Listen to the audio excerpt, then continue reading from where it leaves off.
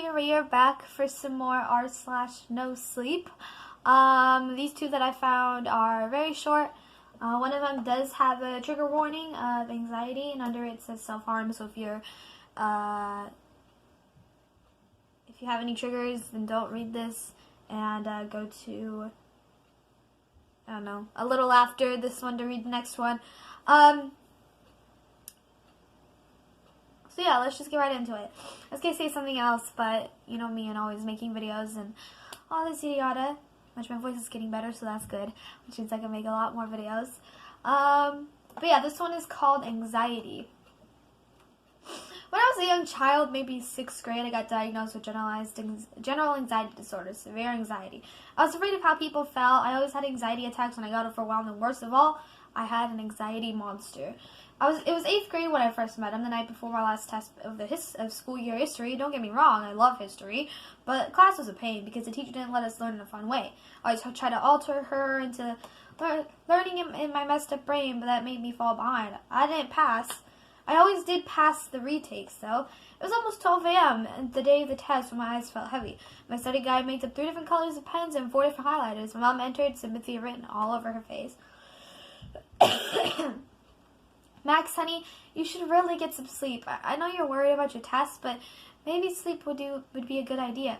I wanted to ignore her, but I didn't. Tears wet my tired, dry eyes, and I turned to her. I don't want to fail, Mommy. I choked. She ran to my desk and hugged me. Shh, relax, she whispered. She wiped my tears and kissed my forehead. Calm down. I fell asleep in her arms and woke up at 3 a.m. 3 a.m.? I turned to my alarm clock. Why did I wake up? Why had I woken up? My body was sweating terribly. My heart was racing. The only reason why I'd wake up like that would be if someone was watching me. I sat up in my bed, looked around, my hands shaking. A 7-foot-tall, pitch-black figure slowly approached my bed. I started to cry silently as I tried so hard to look away, but I couldn't. It jumped over me, covered my mouth. I smiled a sharp-toothed grin and dug its claws into my left arm. Blood seeped out of the wound, and my heart slowed down. Was this it for me? I started to cry again as the monster faded away, and I stared down at my arm. It wasn't bleeding, but a large gash was there. I closed my eyes, hoping all of this was a nightmare. When I woke up, my mom was shaking me awake. It's 7, you should get ready. I sat up and looked at my arm. Nothing was there, but there was a scar. Honey, what is that? She grabbed my arm. Did you harm yourself? I shook my head. No, Mommy. She ignored it. She took me to school, wished me luck on my tests, and off and I went to class. As I walked to the hallway, people stared at me. I didn't like it at all. My heart raced and my face flushed. Anthony was staring too. I sped off to my class, tried to ignore the red on my face. I didn't want to acknowledge the fact that they'd see me. Finished the rest of my classes. I took the test. Felt like I was being stared at again. Ran to the bathroom. I washed my face, looked in the mirror, saw the monster again. I looked into its pure red eyes. Go away! I screamed, jumping into the stall. I watched its arm snake out of the stall, cut my arm multiple times. I screamed and screamed until someone came in, and suddenly I was in the hospital. What? Pure white surrounded me. My arms were tied. I couldn't move. Worst of all, the black figure was there, watching, waiting. I strained my arms and broke the belt, scratching my arms so hard they bled. People ran in, grabbed me, and I yelled at all of them, especially my therapist. The one who took the notes on everything I said happened. Why did I yell at you? Why do you still take these notes? Stop! He's coming back. The page is ripped. These are scribbles all over the rest. I said to the detective. I looked down at the dead therapist and shredded kid. His arms were ripped to shreds. The therapist was just lifeless. No injuries, just gone. I felt chills as if someone was watching me. Turned to see my detective lying on the ground, dead. And over him stood a black figure, 7 feet tall.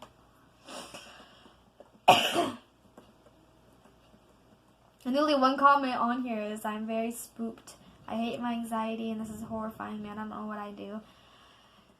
Yeah, this, honestly, I deal with a lot of anxiety, if you don't know. Basically, any kind of things that I think of or any kind of situations give me anxiety, and it sucks. It's kind of like, I don't really know how to explain it, but it's kind of like something is taking over my body that I can't control, and it sucks. Anxiety is not a good thing to deal with. and it's just terrible. The next one is someone has been leaving presents under my Christmas tree. Let me get this out of the way right now. I'm a grown-ass man who has no friends or family within a 200-mile radius. Now, it's not because of work or school. I'm just simply a conscious choice. I just don't like people.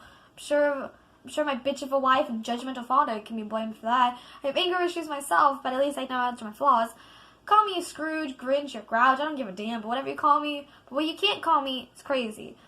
I know of what's been happening, and I utterly feel powerless to stop it. Said a week ago, I trudged like a zombie to my kitchen, started off my day with a fresh cup of joe. As I yawned, taking the first sip, I noticed something in the living room. I jumped and cursed as I spilled my hot coffee down my front, threw my mug into the sink in frustration, ignoring the resounding crash as I bent low in self-defense, fist raised feebly. That was when I realized that there wasn't a person in my house. It was a Christmas tree, or something that was supposed to look like a Christmas tree. The tree was half dead. The smell of rotting pines assaulting my nostrils. I nearly gagged, wondering how I haven't noticed it before. I could see termites scurrying all over the damn thing. What the fuck?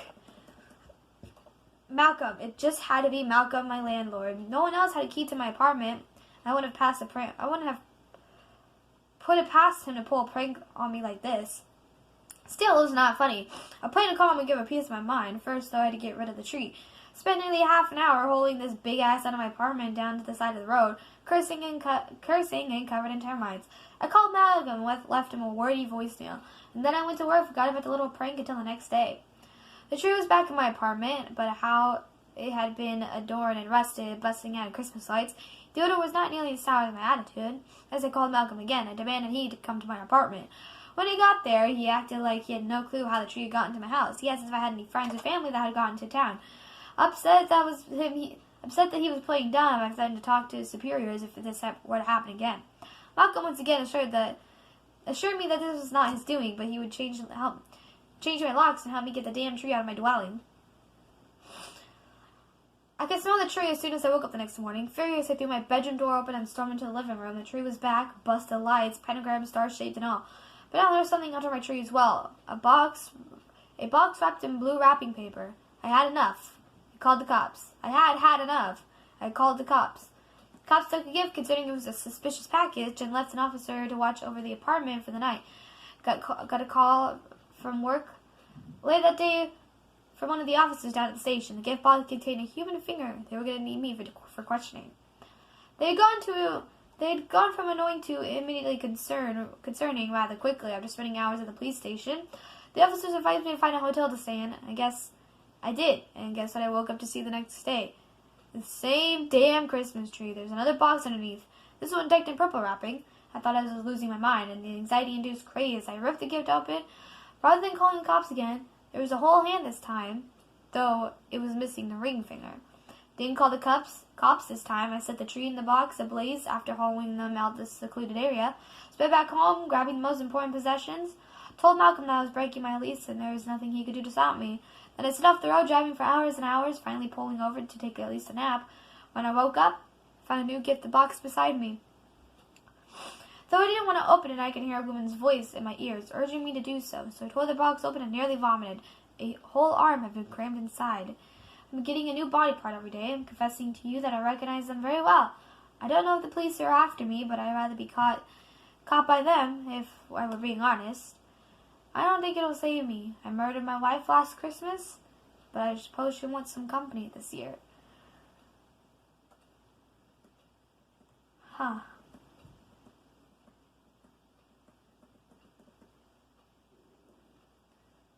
That's weird. I don't know what to say about that one besides just the fact that, he murdered, I guess, he murdered his wife. When he murdered his wife and, he got body parts, I would assume it's a guilty conscience thing that he just realized, or that he's realizing that his wife's body parts is being sent to him. And I guess it's the fact that he murdered his own wife and that whoever's sending these gifts to him